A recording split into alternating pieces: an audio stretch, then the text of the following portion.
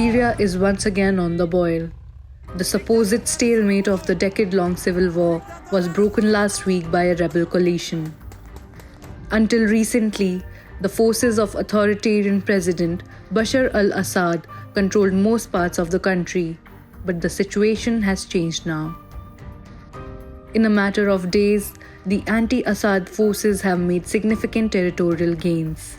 They have captured Syria's second-largest city of Aleppo, entered the key strategic city Hama, and are closing in on Homs and the capital Damascus. Another major blow came today as Daraa, widely regarded as the cradle of Syria's 2011 civil uprising, also took a fall. The regime of Bashar al-Assad stands threatened. So why is this happening?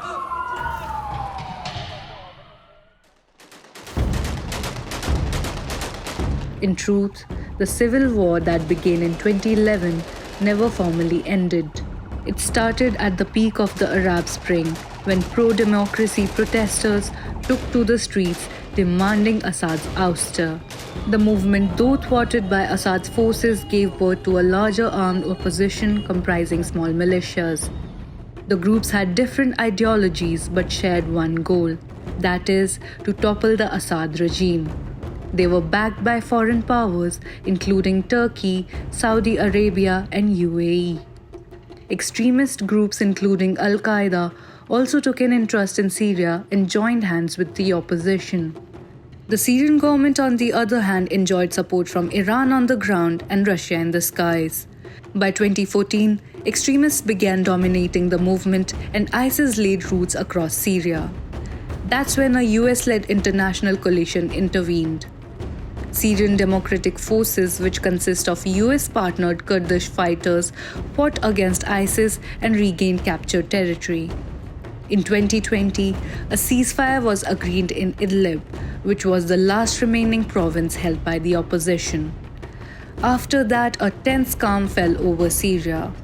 No major flare-ups were reported in the following years. As it turns out, it was the calm before a storm. The fire was rekindled last week by rebel factions including HTS and Turkey-backed Syrian National Army. HTS leader Abu Muhammad al-Jolani said in an interview that the group's primary goal is to overthrow Assad. Once again, the civilians are paying the price in Syria. According to UN estimates, over 280,000 people have been displaced since the offensive began. Many have no place to go, as Jordan and Lebanon have imposed restrictions on land crossings with Syria. Arzu Tawar for NDTV.